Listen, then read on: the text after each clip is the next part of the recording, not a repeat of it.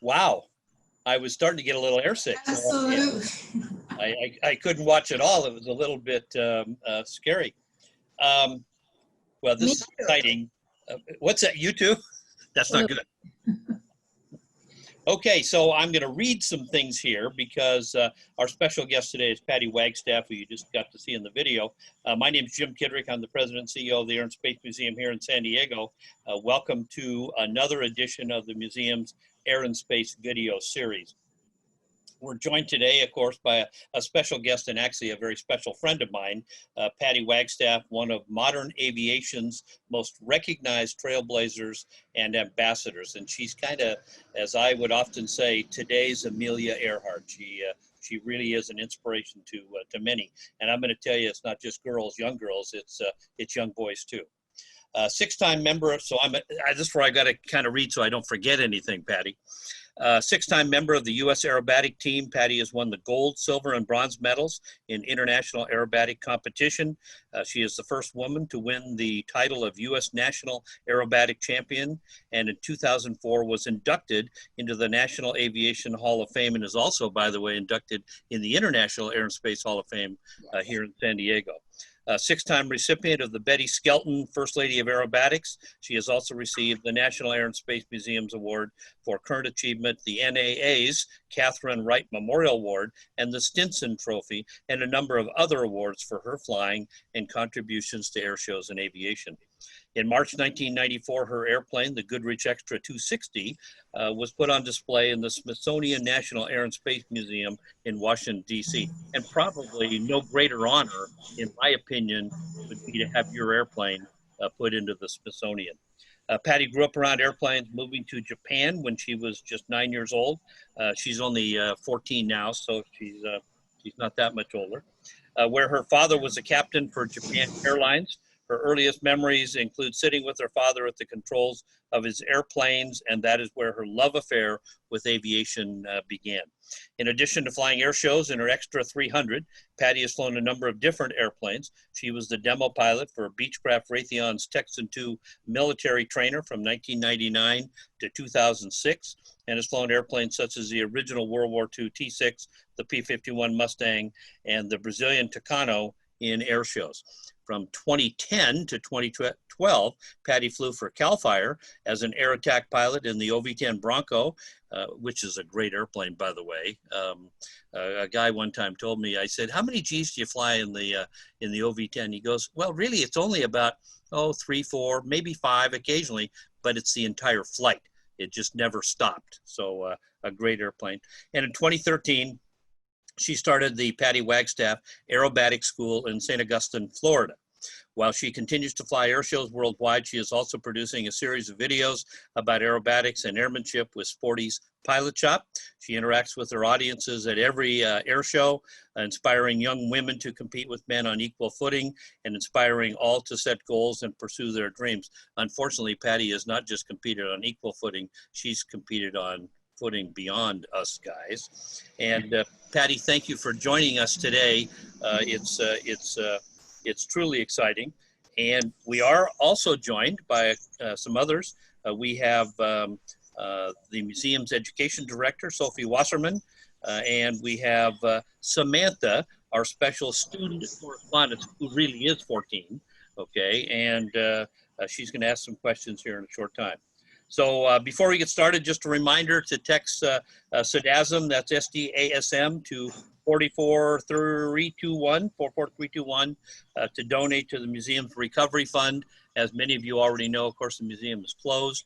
We were closed from March 16 to June 12 when we reopened, the first and only museum to do so in the San Diego region, maybe in the entire state.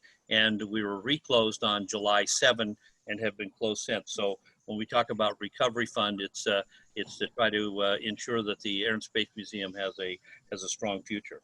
Your donation will be doubled through a current challenge grant from a friend of the museum. So if you give us $1, we're now going to get $2. So we appreciate that.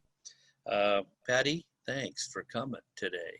Thanks for having me. It's my honor. Did I forget anything? It was a big list. No, but I still feel like I'm 14. Okay, well, good. Just to let you know, I don't really feel a whole lot different. Well, you look 16. How's that? 16, yeah. Okay, you talked about certainly, being with your dad, Japan Airlines and kind of that initial inspiration. But the classic question we really have to ask you, okay, is the one that I think a lot of the young people are interested in, is how did you really first get involved? So you're sitting on the lap with your dad, you're looking at the controls, you're looking at the airplane. Where did it go from there? Well, I love flying with my dad. And, the biggest thrill that I had as a kid was to take a day off of school and go fly with him on a trip somewhere in Japan.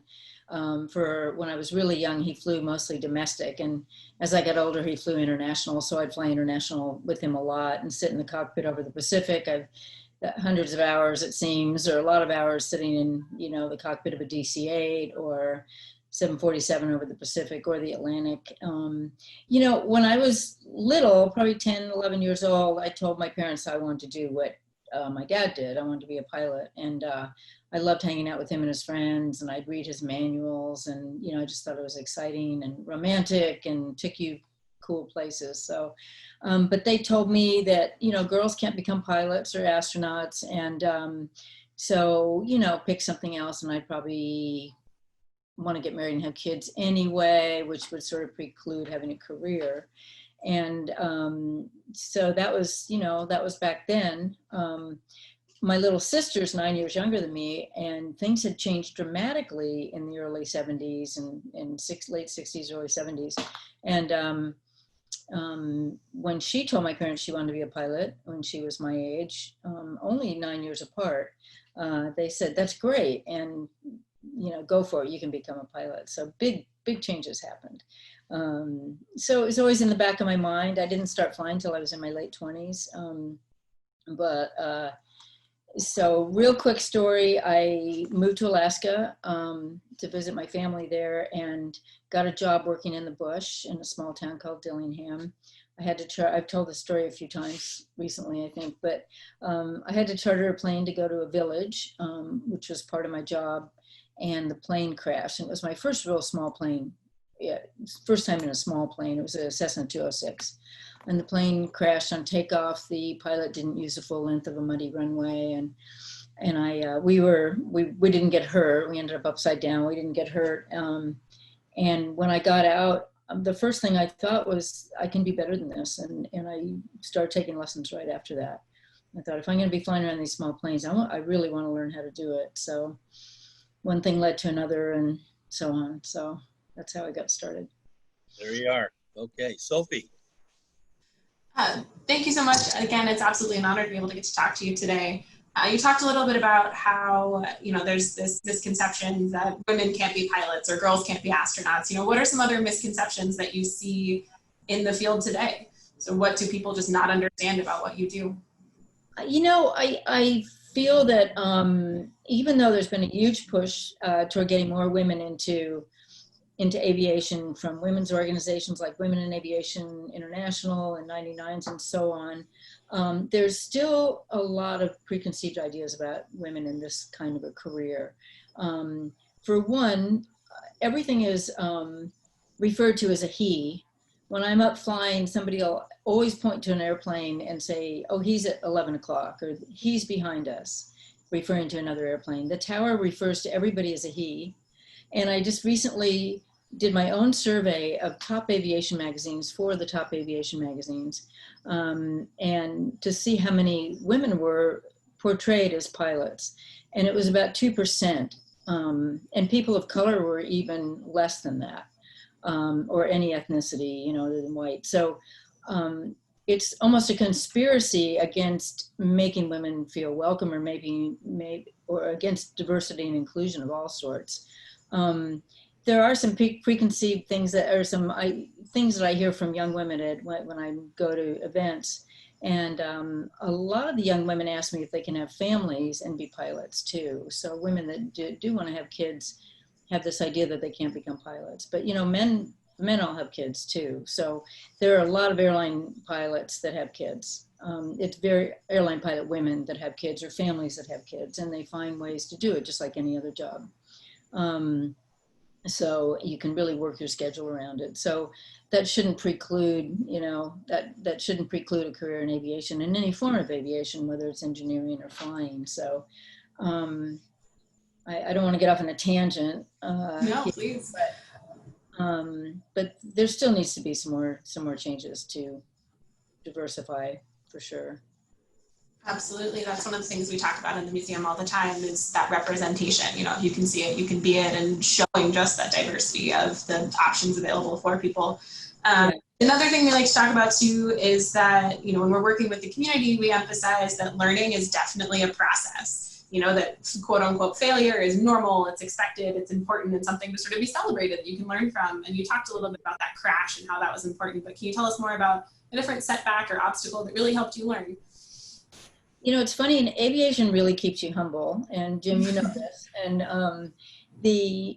you know, your failures are your best friends in aviation. Whenever I do something stupid, which is, you know, all the time, you know, forget the chalk, or worse. I mean, I've you know, these tail draggers that we fly, we can't really see out the front, and I've been at an air show where I taxied into a sign, and you know, things like that have happened. I'm always really grateful when these incidents happen, because they serve to remind me how quickly something can go wrong and how on top of things you need to be all the time. So to me, those kind of incidents, and now this is in the airplane, but those kind of incidents, whether it's in the airplane or not, are they're either things I won't do again, or they serve to remind me how quickly things can happen and how easily things can happen. So I look at them as a blessing and as a gift. And I've told a number of people that have had incidents, and they'll call me and go, "Oh, I can't get my confidence back." I'm like, look, that was a gift. You were really lucky. You're fine. Nobody got hurt. It was a small thing, and it's just something you won't do again. Maybe it's a warning, slow down, or something like that. So I look at failure as something really important, and failure is sort of a rough word, Right. But what is a failure? It's just a lesson. I really believe that. Well, one of the words we always used was, you don't want to get complacent. Yes, huge. And there's this really fine line between complacency and overconfidence. And when I've had incidences, or I've scared myself, or I've done something like that, I was a little too close to that airplane or whatever on a photo flight or something like that, I've tried to analyze, am I being complacent? What's going on here? What can I learn from this? And for me, I found it's been overconfidence, because I fly a lot. In fact, I see most pilots as being, that's more of a danger than complacency in the people that I've been around anyway. Because we feel that we're doing the right thing. Sometimes we don't have the right procedures, and so we're complacent as a result of that, for not following procedures. But sometimes we don't know what those procedures should be. But I know from my experience, it's overconfidence is a danger zone. Well, and that's because you're very skilled at what you do.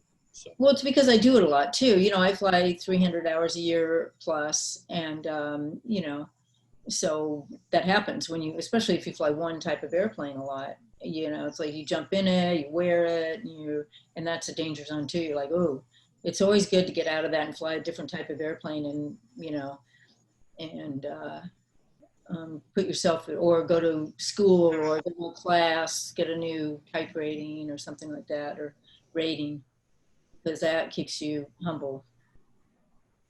Absolutely. And you talk about these as lessons, and you've actually sort of formalized a lot of those lessons and started your own flight school. Can you talk a little bit about what sort of motivated that decision to open the flight school? What have you enjoyed most about running it? And sort of what's your favorite thing to teach people that come to your flight school? Thanks.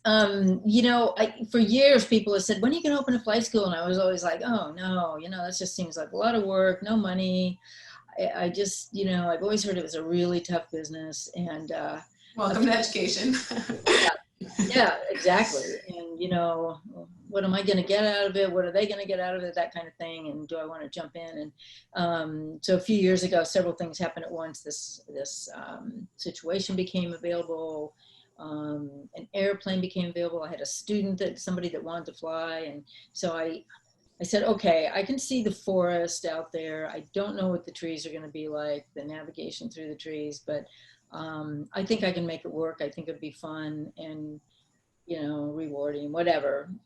So I jumped in, and the details worked themselves out. And what I found is that I've enjoyed it so much more than I ever thought I would. I have become, I'm sure that I've gotten more out of it than my students, because of the people I've met, and the idea that we can help people enjoy flying more.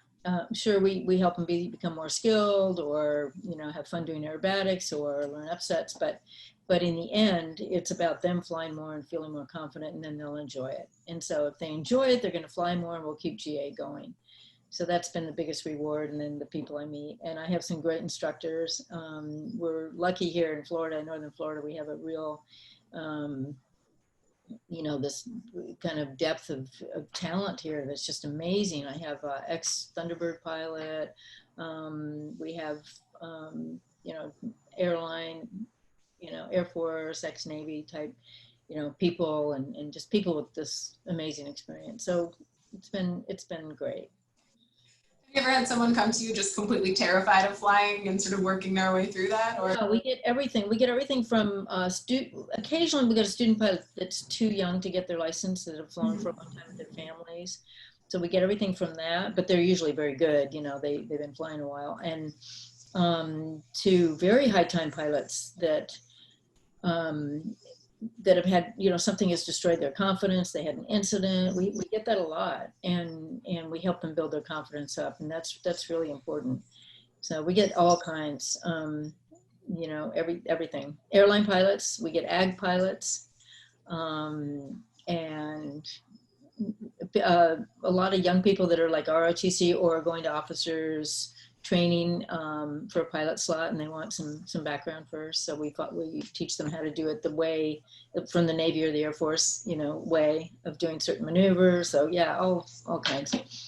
But, yeah. And Jim touched on this a little bit earlier, but you're currently working with Sportys Pilot Shop. Can you tell us? Yeah, thanks for asking about that. So Sportys and I got together late last year, and I approached them and asked them if they wanted to, that I had an idea for a series of videos on aerobatics and upset training and so on. And they said, yeah, we're looking for content. We'd love to partner with you. They flew down and we talked about it, and it's been just a great relationship so far. They're so great to work with. And we came out with our first video in February, Introduction to Aerobatics. It's informational, all about aerobatics and where you can see it, what's involved, how do you do it, blah, blah, blah, history. The history is a good section, actually. And then we just came out with our second video a couple of weeks ago, and that's the first one on basic aerobatics. It's loops, rolls, and spins. And, they're over an hour long, and they're pretty detailed. Their graphics are amazing. There's a lot of resources on them. And so far, we've had real good feedback on it. And it's like my whole career, and then everything I learned from the school about, what people today need. And my instructors help and give feedback and contribute. And so it's really been an amazing experience to be able to put that all into a video. So absolutely. I mean, that sounds fantastic. And I think we have a clip of that coming up right here. Just to cool. Thank you. Learning aerobatics is a lot of fun, but it will also make you a better all-around pilot with a deeper understanding of aerodynamics and aircraft control. If you're ready to get started, this course is an ideal complement to in-airplane training, exploring 3 essential aerobatic maneuvers in all their varieties: loops, rolls, and spins. So if you're ready to fly better than you ever have before, join us at Patty's Flight School. Thanks. That looks incredible. Jim, I'm ready. I'm signing up. Are we sending you down, Sophie? Absolutely. I'm excited. Well, maybe we need to do that and maybe do a little video series that, Patty teaches Sophie how to fly. Yeah. Oh, I love There that. we go. I'm excited. Yeah, what a a little bit cooler. That's right. Winter in Florida. There we go. It get cold here, but we have a storm coming in now, so who knows what's going to happen. I know. We saw it on the news. Yeah. Okay, so speaking of students, we have our own student correspondent with us today, Samantha. We're going to introduce her, and she's waiting, diligently to ask you some questions. Great. Sam has participated in our museum programming for years. Her mother is actually employed by the museum, and I think I was told for 18 years. Sam is now 14 years old and is now a team volunteer in our STEM programs here at the museum. Welcome, Sam. Hi, thank you so much for having me. Hi, Sam. Hi. Well, It's thanks. an honor to meet you. Thanks for being here. We're going to let her take over the show for a few minutes. All right. Okay, so I have some few questions for you. Do you take anything special with you when you fly? When I fly, no, I just, these aerobatic planes really don't have a lot of room for anything, and we have to be really careful with FOD. You know what FOD is? Foreign object, most people do, foreign object damage. It's a military term. So anything in the cockpit can, when we're doing rolls and loops, can fly around and get stuck in places you don't want it to get stuck. So we're very careful about what we bring. So mainly sunglasses and some sunblock, and my license, because I have to have that with me. I have a little clip that I put it on, and that's about it. That's for aerobatics. When I'm going somewhere, oh yeah, I have all my magazines if I'm going on a long trip, you know, and things to read and some snacks and, you know, the usual stuff. That's good to know. Okay. What did you do to celebrate becoming the first woman to win the US International Aerobatic Championship? So I had my friends, actually John and Martha King were there that year, and my husband couldn't be there. And they were real good friends of ours at the time, and they had, what were they flying then? I think it was a Citation. And they took myself and another friend of mine. We went to Branson to see a concert that night. I think it was Toby Keith. And then we flew back either that night or the next day back to Texas, and I picked up my aerobatic plane and went home. So it was a good celebration. Yeah, it sounds really fun. Yeah. Okay. I don't do that all the time. Not that big of a jet setter, but it sounds good. It sounds like I am. Sounds like my type of party. Okay. What is your most difficult stunt to perform, and how many times have you performed it? Well, so just to make it really clear so people know, stunts are something that you do maybe once or twice for a movie, like flying under a bridge or landing on a bridge or doing something special, dropping skydivers, whatever. Aerobatics are what we do in air shows. They're a little different, but you might call the inverted ribbon cut kind of a stunt that I do. But the hardest maneuver that I do is a rolling 360 turn, where I'm turning and rolling at the same time. And it's hard because you have to stay in a certain block of altitude, and it's easy to get disoriented, and it takes a lot of practice. So I need to practice that a lot, and I like that about it. Yes, practice makes perfect. Yeah. Okay, so this is going to be really fun. If you had a theme song, what would it be? Oh, like Born to Run or something like that. Ooh. It would have to be, yeah, Born to Run. That'd be it. That's me. That's a really good choice. Thanks. Okay, as a living legend of flight, what advice would you give to young female aspiring pilots? I would say just start, you know, don't worry where it's going to take you. I think a lot of people are really almost hung up on the end result, and you don't know where things are going to go. I mean, I could never have predicted where my life has gone. I mean, if somebody had told me, I wouldn't have been surprised when I was really young, but who knows? I mean, there's so many turns and paths and situations along the way, you know, that you can't really know exactly what you're going to do. So just start. If you like it, keep going. People will help you. You'll find a way to do it. And don't worry about where it's actually going to lead if it makes you happy. That's great. Thank you so much for your time. It was an honor speaking with you. Thanks for the great questions. Thanks, Sam. And just a reminder to text SDASM to 44321 to donate to the museum's recovery fund, and we certainly appreciate that. And that's what helps us continue with these kinds of programs. Okay, Soph, you got a next question here, I think. Oh, I have so many questions. I'm sure we could go on for hours. I mean, you talk about how flying has taken you all over the world, and particularly it even took you to Kenya. You did some volunteer work with pilots there. Can you talk a little bit more about what that looks like? Yeah, I started going to Kenya in 2001, was the first time. And this wonderful gentleman named Dr. Bill Clark started this program.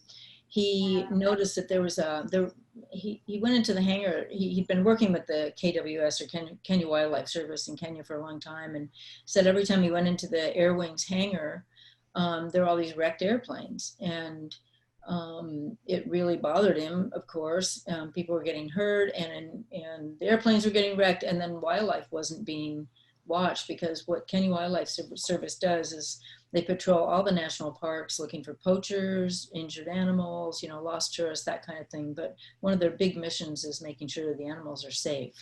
and it's been a really tough go because of all the poaching over there, all over Africa, all over the world, really. And so he wrote me a letter and said, would you be interested in your off season? Because I've had my instructor for, since I started. It was one of the ratings I got. And he said, I know you're an instructor, and would you like to come over to Kenya in the off season, in the winter, when it's the dry season there, because it's right on the equator, but it's southern hemisphere, most of it. And I thought, oh my God, now is he going to have me live in a tent? I thought all these things, and I was a little close to it at first, even though Kenya is a place I'd always wanted to go my whole life.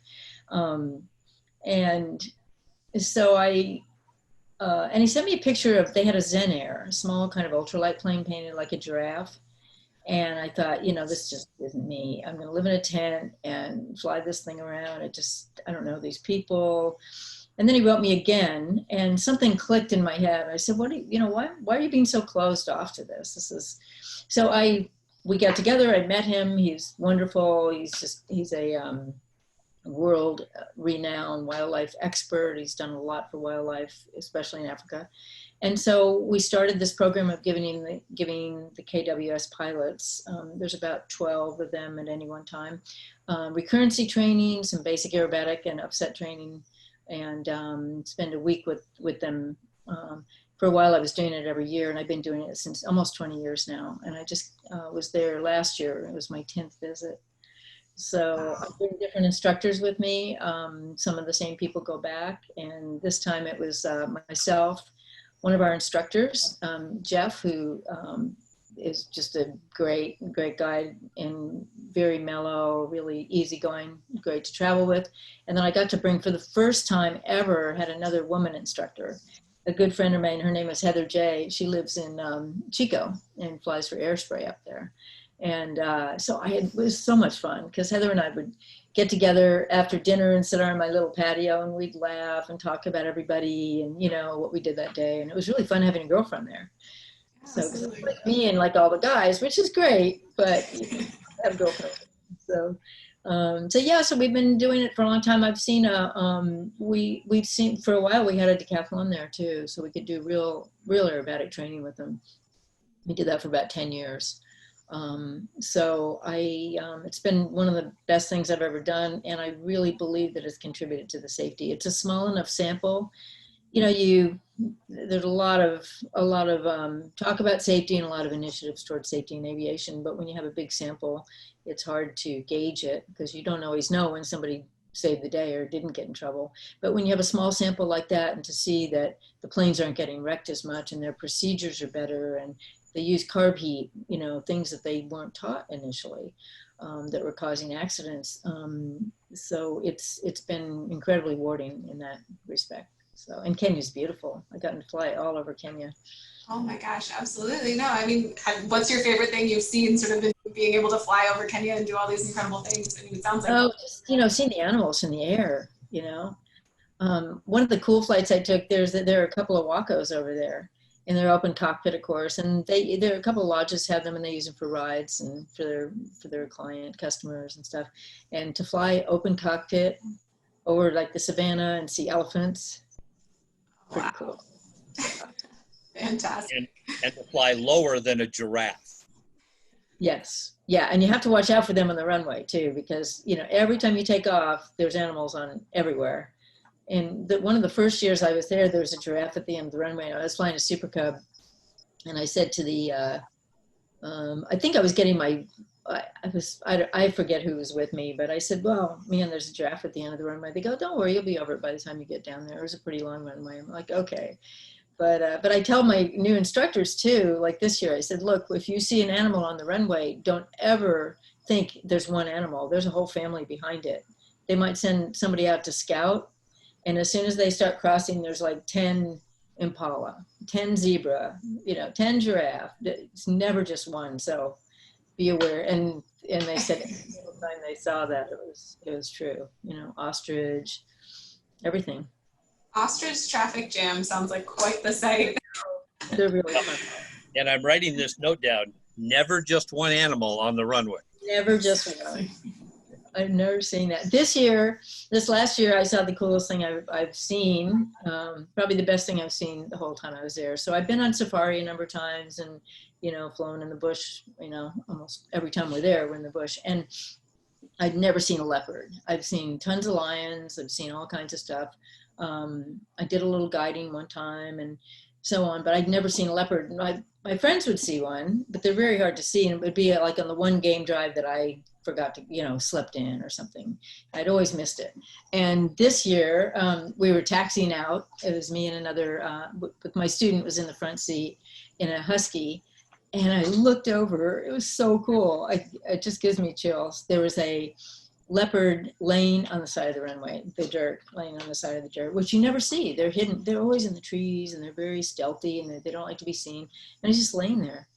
And so the door was open. It was pretty narrow and the Husky was open. And I didn't want to shut the engine down because I didn't want to just be sitting there, with this leopard, out in the open.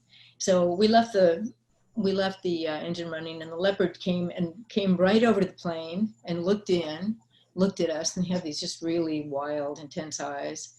And then didn't hit the prop, walked around and then laid down on the other side of the runway. So it was amazing. So when we landed, and my student, a Kenyan guy, he was really excited. He'd never seen that. None of them had. And when I came back in, I said, I told her I was really excited. I told all the other guys, and they go, "That was a gift." And I said, "What do you mean?" And they said, "That was a gift because you're helping wildlife."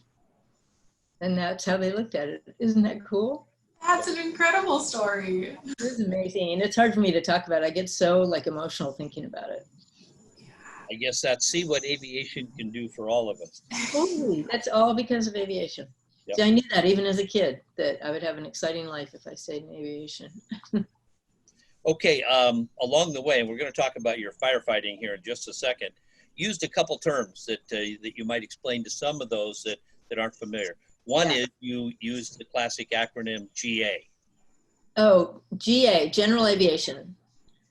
And general aviation is kind of that standard world, small to medium-sized airplanes, mostly single engine. Yeah, it's mostly personal flying, but some of it's business, like the Canadian Wildlife Service flying Huskies and Cubs and so on. That's considered general aviation because it's smaller.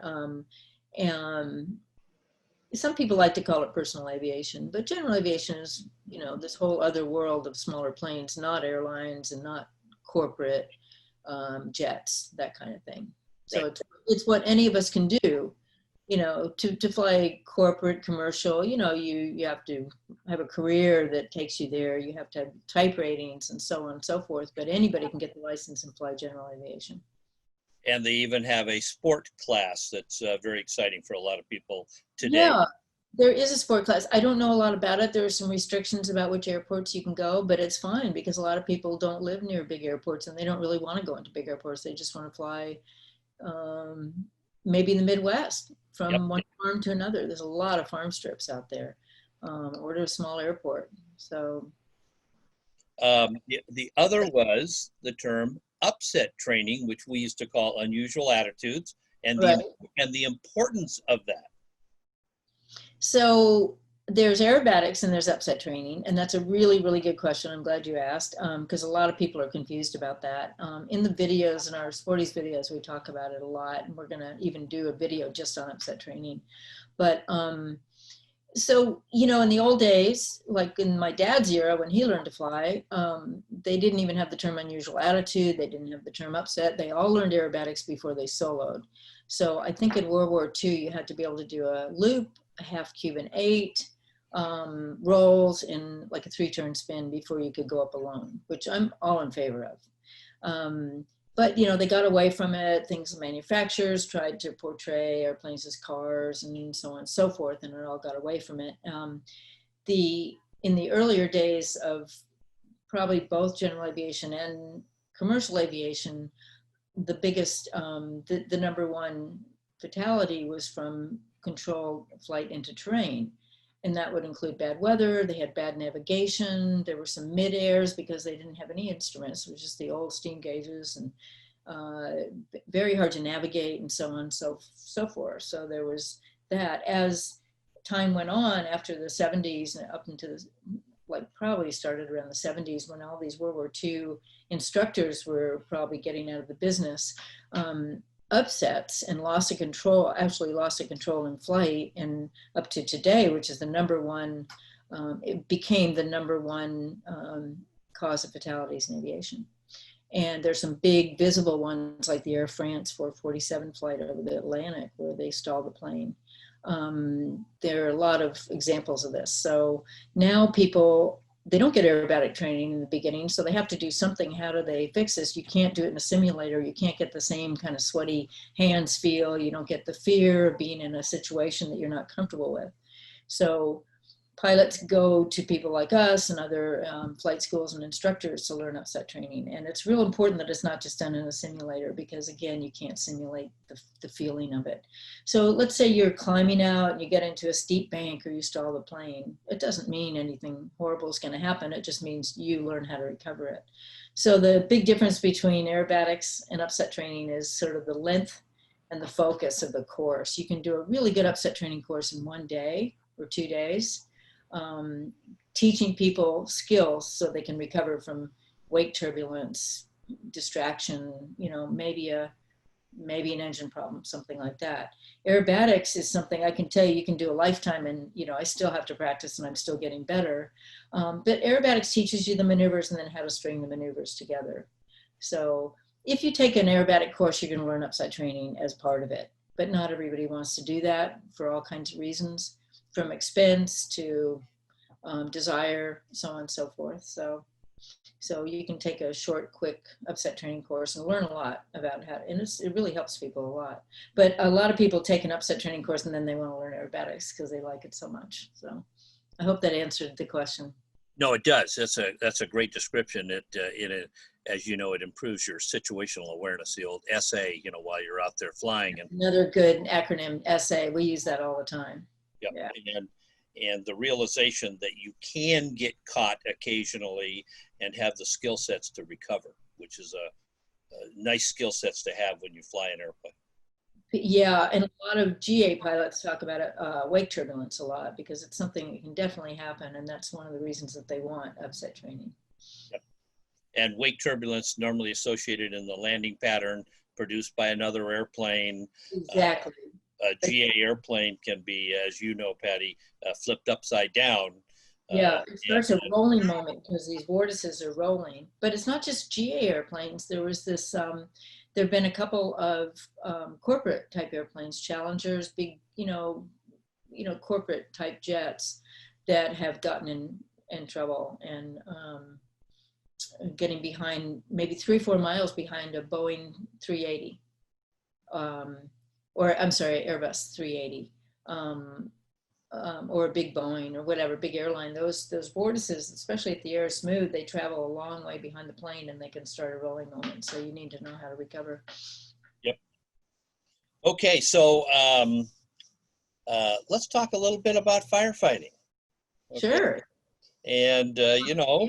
Favorite subjects. Well, yeah, and it's got to be pretty scary in there, you know, and you can't see so well, and you know, there's other airplanes flying in the arena also. There are a lot of airplanes flying around. There's nothing scary if you have the experience to do it, but just this last week there was a midair with 2 seats, which is single engine air tankers, air tractors, usually 802s, and I don't know what happened yet, and I don't know who the pilots are, but it happened in I think it was Nevada, where 2 of them hit each other.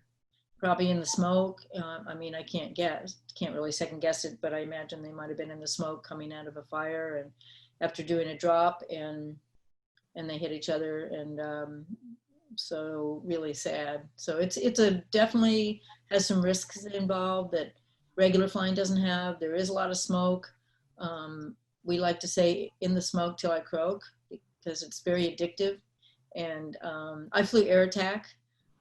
So we were the ones in, you know, for CAL FIRE, and I know you're in California, and everybody's familiar with the red and white CAL FIRE airplanes. So the air attack would usually, we'd get an alarm at the base. You have to be within earshot of the alarm all day when you're on duty, and you'd have your plane all ready to go first thing in the morning. So when you heard the alarm, all you had to do was put on your boots and jump on the plane with your ATGS, which is another acronym, Air Tactical Group Supervisor, which is a highly trained firefighter trained to spot fires and know how to direct other, airplanes in to do the retardant drops and so on and so forth. And they really run the operation. So we're like the forward air control from Vietnam, let's say. And we go there and scout out the fire and then bring in the resources, whether it's tankers or helicopters or bigger tankers, smaller tankers. And it's very exciting and very cool. So I miss it, I did it for 3 years and I miss it. I thought about getting back into it. The lifestyle's difficult. That was my only thing. I had a hard time figuring out what to do with my dogs. It was the biggest challenge. That's always a challenge if you have dogs. Totally, yeah. Okay, so, we've talked a little bit about there's a physical side to flying, especially when you're doing the aerobatics and, as you said, stringing them together, one maneuver into the next. But there's also a mental side of aviation. Talk a little bit about how you work the mental and physical side together, and maybe some techniques that you use because you certainly through the many years of flying have become mentally strong, I think, because of it. That's always been my opinion, personally of you. And yet someone who gets up there, because there is a conditioning, a physical conditioning and a mental conditioning. So talk about that. Yeah, you're right about that. It's flying air shows, flying low to the ground, even, firefighting is very similar. Anything where you're pushing the limits requires both mental and physical conditioning. The physical conditioning is staying in shape, having a moderate lifestyle, you can't go overdo it in any way, before you're going to fly, you got to save that for off season or whatever. So it's, living a balanced lifestyle, staying in shape, working out, the usual stuff, which all makes you feel good anyway. It's all beneficial. And then for G's, you have to be in the cockpit and you have to fly all the time. You can't just, if you fly 1 or 2 shows a year or 20 shows a year, you have to stay in the same physical shape that you do if you fly 1 show versus 20. You have to be, if I have a show coming up in September, let's say, I have to be in shape now to be able to do that show. You can't wait till the week before. You have to keep your G tolerance up. And G tolerance is just the conditioning that allows you to pull a lot of G's, positive and negative. And the only way to really do that is to fly. So you have to be in the cockpit and you have to get up there and train and practice. The mental training is, of course, being methodical about your training and plan it out, and it's not random where I just go up. Sometimes I go up random and just pull G's and yank and bank. But you really have to have a bit of a plan if you want to progress and get better and learn, find new maneuvers. But the big thing is to create this bubble and around you before you're going to fly. And again, it could be firefighting, but in air shows in particular, you have to keep your head really clear. You have to be away from people. You don't want a lot of distractions, and that starts narrowing down the closer that you get to the flight. So an hour before the flight, I'll just go and you'll see all the performers sitting in their car, and they don't sign autographs. They don't do, socializing. They don't hang out. They just go and sequester themselves and just keep their head. And I like to watch other people. I want to see what the winds are doing. What are the conditions? And usually if you're on the way out, another performer in the air will go, the winds are kind of light, or there's some on-crowd wind, or the air's mushy today, because you don't know till you get up there. So it's, and the people, the crew, the people that you surround yourself with that are helping you, they know that, and they'll keep people away from you. They'll say, oh, she's getting ready. Why don't you come and talk to her later? That kind of thing. So, it can still sneak up on you. Somebody can come up and say something stupid, or, you just don't want extraneous thoughts, because it's one of these things that, especially with air shows where you're flying low, you can't be thinking about what, it's not this conscious thing where I need to move the aileron right to do this, to turn left, or right, if I'm inverted or whatever, you know, you have to just go be one with the airplane. You're wearing that airplane. And if you get something in your mind that ahead of time that's, you know, it can be distracting. If you see something that's disturbing or somebody talks about something disturbing, even reading something that's a disturbing article in a magazine. So I'll sit in the car and I'll just read like fluffy stuff like fashion magazines or, you know, In Style or something like that. If I'm going to do that, I don't listen to anything heavy, just listen to music, keep it really light. And that's probably part of any performer, you know, any performer in any stage will probably tell you something similar. Does that make sense? No, it does. I could just imagine you reading that In Style magazine saying, oh my God, how could she wear that? You know, okay, that's a joke. Or I would like to wear that. That's I'm a sweaty air show pilot, you know, I can much better on the beach. Well, I think you've really, you know, you've hit the mark, because there are moments in aviation we all know that require a degree of exceptional discipline. And that certainly is what you have demonstrated for many, many years.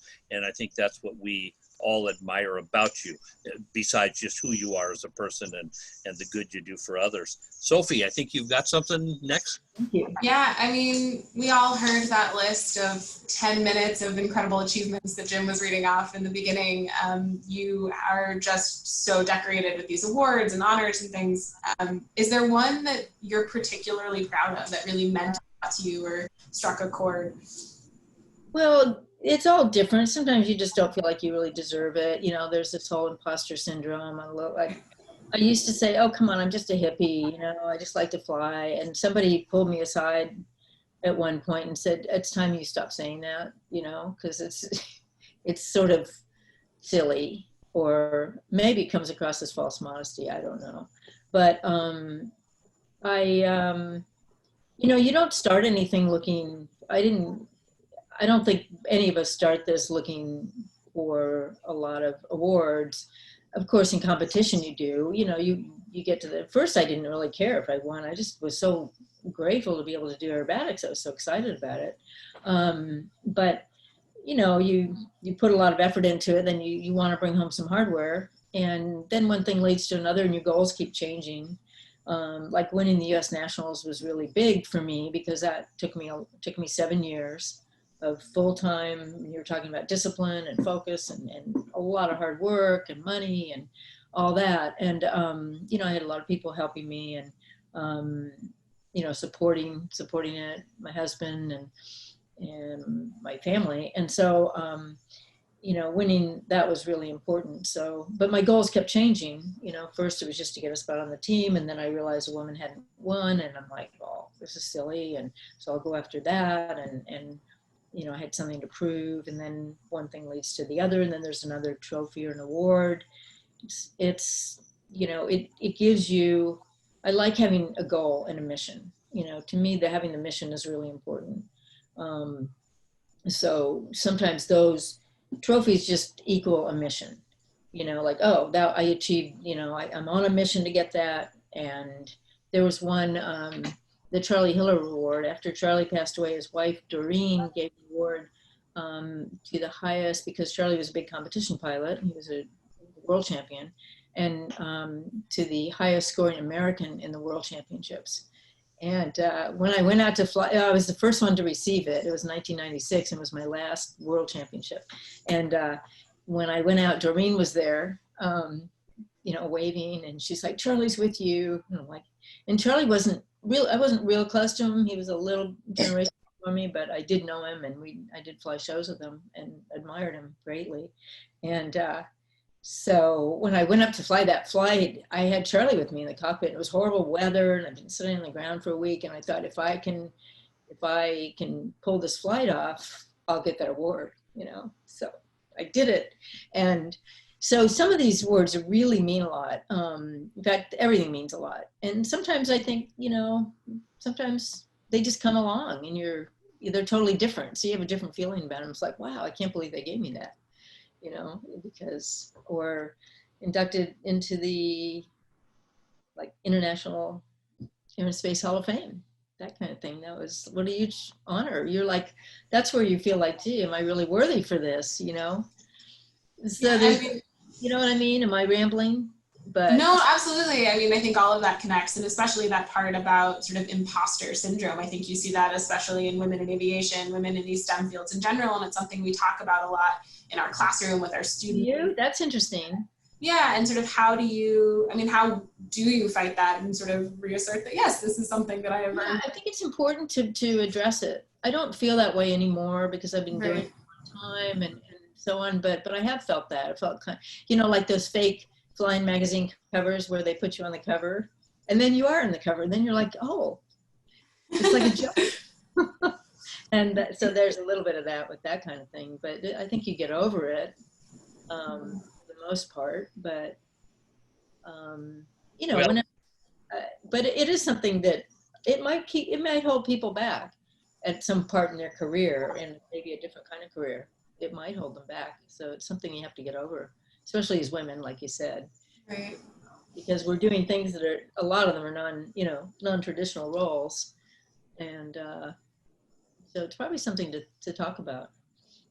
well, you know, you've been successful, certainly at turning your passion into a profession.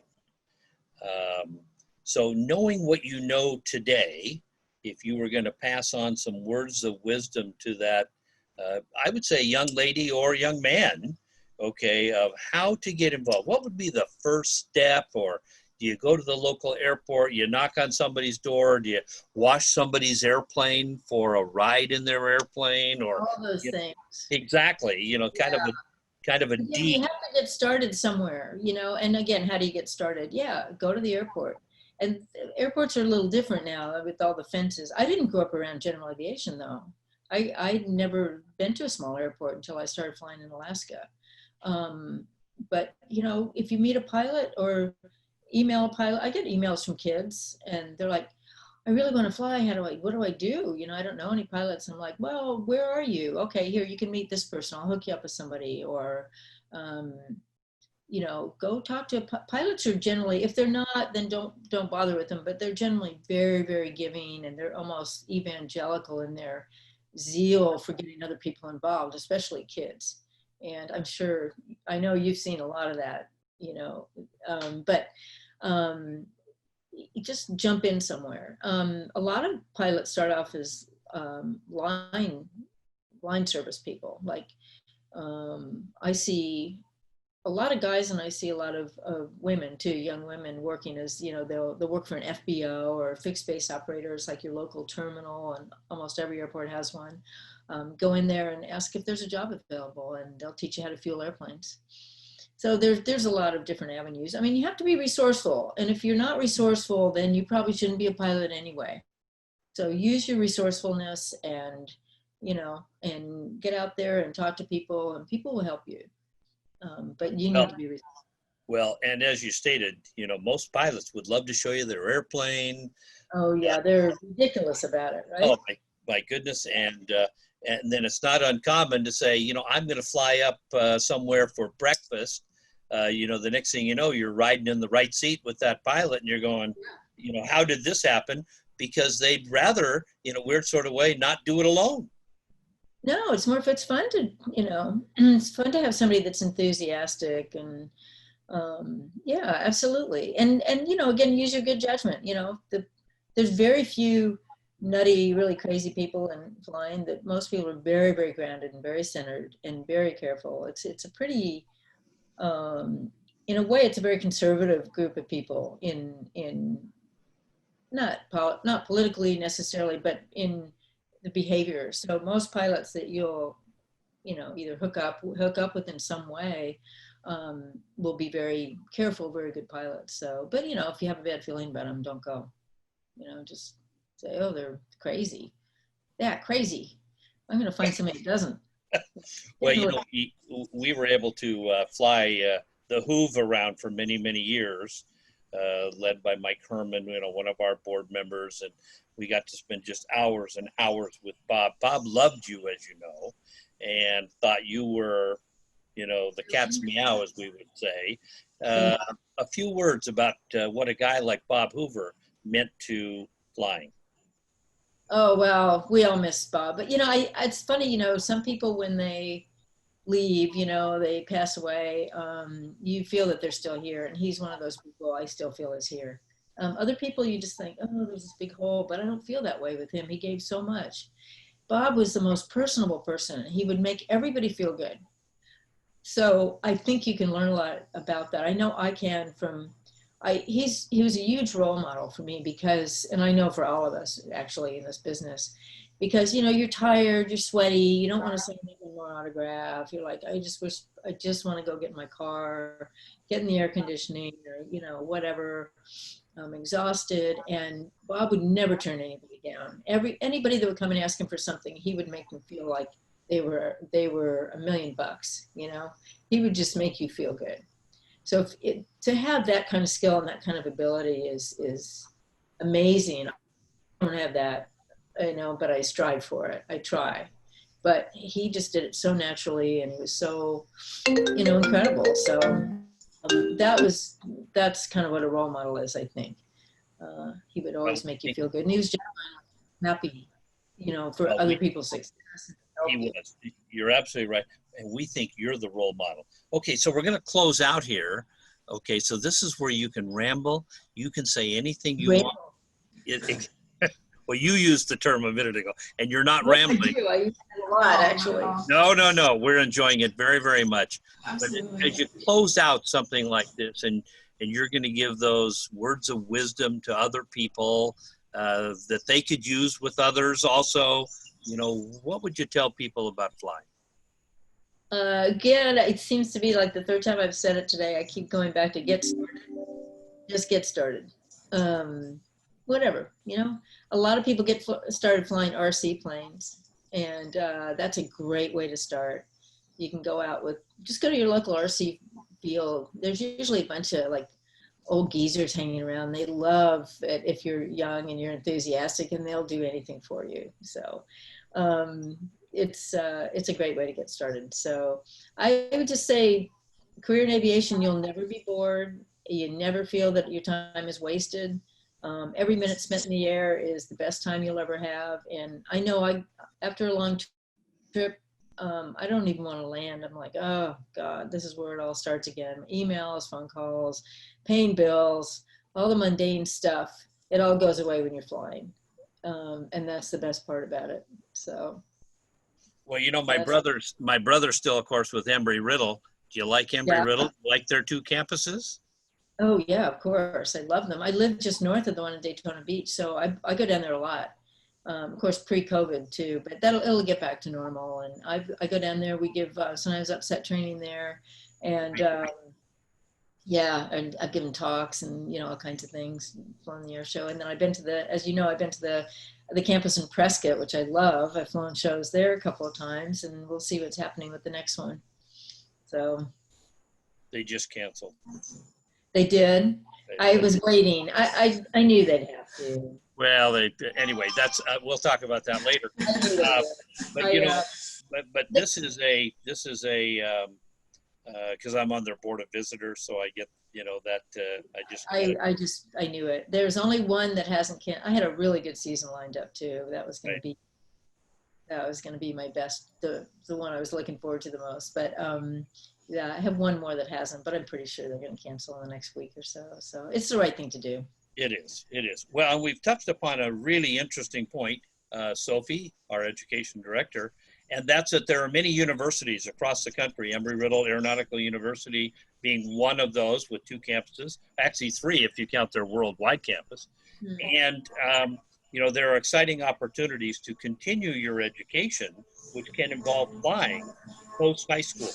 And talk a little bit about that. I think that's great that you get involved with their upset training at the Daytona campus. We have, yeah. One of our, I don't know if you know Brian Norris, but he was Sean Tucker's crew chief for years and years.